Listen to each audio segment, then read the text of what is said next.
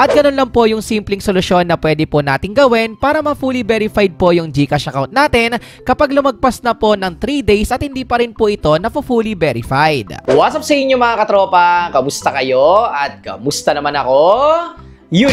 So ngayon for today's video ay magkakaroon na naman po tayo ng isang simpleng tutorial na kung saan ituturo ko sa inyo ang mga steps na kailangan nyong gawin kapag lumagpas na po ng 3 days or mahigit pa pero hindi pa rin po na fully verified yung GCash account nyo. May solusyon po tayo dyan. Pero bago tayo magsimula, pasok! Intro!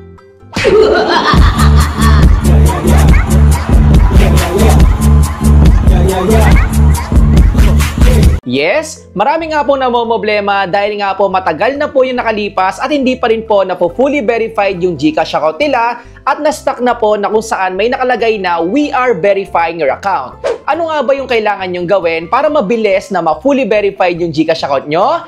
May solusyon po tayo dyan. At syempre, ituturo ko po yan sa inyo step by step. Kaya kung ready ka na, punta na tayo sa tutorial. Let's go! Kung makikita po natin ay nasa basic level pa rin po yung GCash account ko at hindi pa rin po ito na fully verified dahil nga po nakalipas na rin po yung 3 days pero may nakalagay pa rin po na we are verifying your account. Kaya kung isa ka sa namomroblema at nakaka-experience nito at hindi pa rin fully verified yung GCash account mo, para sa'yo tong video na ito. Reminder lang po sa inyo na before po tayo mag-umpisa sa gagawin po natin ay make sure lang po na i-screenshot mo yung may nakalagay na we are verifying your account. Yung screenshot po kasi na yan ay ipapasa po natin mamaya kay GCash para ma-fully verified na po tayo. At ngayon, simulan na po natin. Ang unang step na kailangan po natin gawin ay scroll down lang po natin at kailangan lang po natin pindutin dito yung help. And after po nyan, makikita po natin dito yung iba't ibang popular topics pero dito ang pipindutin po natin ay yung get a fully verified GCash account. And after po nyan ay makikita at mababasa po natin yung any information and details na may kinalaman po sa pag-fully verified.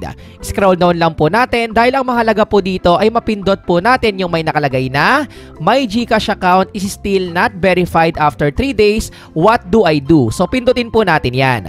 So dito nakalagay nga po na within 3 days ay kailangan may update na nga po sa pag-fully verified ng ating GCash account at in case lang naman ay kailangan lang po nating scroll down, kailangan po nating pindutin dito yung we are verifying your account. At dito nga po in case lang naman dahil nga lumagpas na po ng 3 days yung ating GCash account at hindi pa rin po ito na fully verified, may chance po tayo na mag-submit ng form at magpapasa po tayo ng screenshot dyan mamaya at i-click lang po natin dito yung may nakalagay na click here to follow up on your verification. So dito kasi guys ay may isasubmit po tayo. And after po nyan ay madadirect po tayo dito sa isang form na kailangan po nating sagutan na may kinalaman po yan doon po sa ating request sa pag fully verified. So dito make sure lang po na nakalagay po dito yung ating email address, yung GCash registered full name po natin, yung country code po natin which is dapat naka-Philippines po yan, and also yung mobile number natin. So make sure lang po na i-double check nyo po yung mga information na nakalagay po dyan.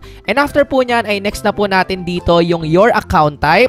So dito may pagpipilian po tayo. At dito naman po ay kailangan po nating pumili, depende po yan sa inyo kung kayo po ay Filipino na citizen and 18 years old pataas, minor, kung kayo po ay GCash overseas, and also yung foreign national na meron po kayong Philippine SIM card. So dito pinili ko po yung nasa unahan which is yung Filipino citizen, 18 years old pataas, and after po nyan proceed naman tayo dito sa date of last verification attempt. Kung dito guys, pwede naman kayo mag-follow up within 3 days in case lang naman na nagmamadali po kayo. Pero since ang concern nga po natin ay mahigit or lumagpas na po sa 3 days, i-click lang po natin dito yung mismong beyond 3 days. And also, pindutin lang po natin yung checkbox na may nakalagay na screenshot of transaction or error prompt dahil nga magsasubmit po tayo mamaya ng screenshot. And after po nyan, ang isa sa pinakamahalaga ay may parating po natin kay GCash yung concern po natin regarding po sa problema natin sa pag-fully verified. So dito guys, huwag kayong mag-alala dahil ilalagay ko po dyan sa may pin comment section sa baba para pwede nyo po itong gayahin. So dito guys, ang ilalagay lang po natin ay hi GCash, I want to follow up my GCash verification request because it has been 3 days already but my GCash account is not yet fully verified. Thank you. So again guys, wag po kayong mag-alala dahil pwede nyo po yung gayahin dahil makikita nyo po yan dyan sa may comment section sa baba. So dito kasi ang nilagay natin ay 3 days na nga po yung nakalipas or lumagpas na pero hindi pa rin po fully verified yung GCash account natin. So magpapa-assist po tayo kay GCash. And after po nating maglagay ng ating concern sa may description box, ito na po yung time na kailangan po nating mag-submit at mag-add ng screenshot dito po sa add file. Dito po kasi ipaparating natin kung ano nga ba yung itsura ng GCash account po natin. Click lang po natin dito yung add file, madadirect po tayo dito sa ating gallery at dahil nga po na screenshot na po natin yan ay click lang po natin yan. So dito guys, kapag may nakalagay na po na mismong file na screenshot ay ibig sabihin uploaded na po yan at pwede na po natin yung ipasa kay GCash. Ang simpleng may advice ko lang po sa inyo ay make sure lang po na tama po lahat ng nilagay natin ditong information.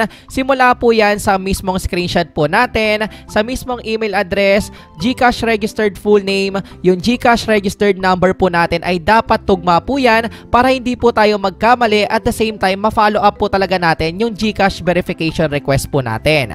And after po nyan, i-click lang po natin yung submit na nasa baba. And after po natin mag-submit kay GCash ay may nakalagay na, congratulations! Your account has been fully verified. Na fully verified na po yung GCash account natin at ganun lang po kabilis yun. At kapag dinouble check po natin yan sa ating GCash account and yes, from basic account ay fully verified na nga po yung GCash account po natin. At ganun lang po yung simpleng solusyon na pwede po natin gawin para ma-fully verified po yung GCash account natin kapag lumagpas na po ng 3 days at hindi pa rin po ito na fully verified.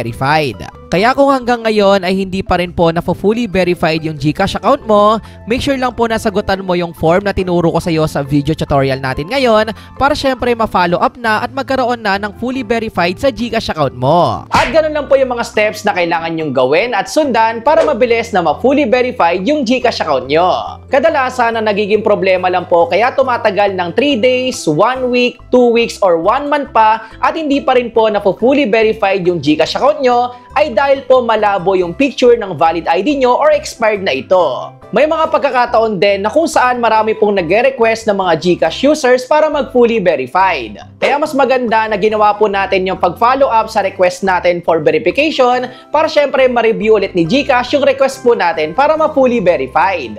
At ayun lang po yung simple tutorial natin sa araw na to at sana meron ko pong bago natutunan. At kung ikaw ay may clarification, suggestions, or questions, ay pwede mo yung i-comment dyan sa may comment section sa baba.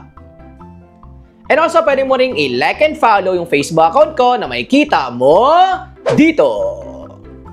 At syempre, kung bago ka lang at napadaan ka dito sa YouTube channel ko, ay welcome na welcome ka. Pwede ka mag-subscribe at pinutin ang may wagang notification bell para sure at 100% sure na updated ka sa mga future uploads ko. You know, peace out, like, comment, subscribe. Peace! One love!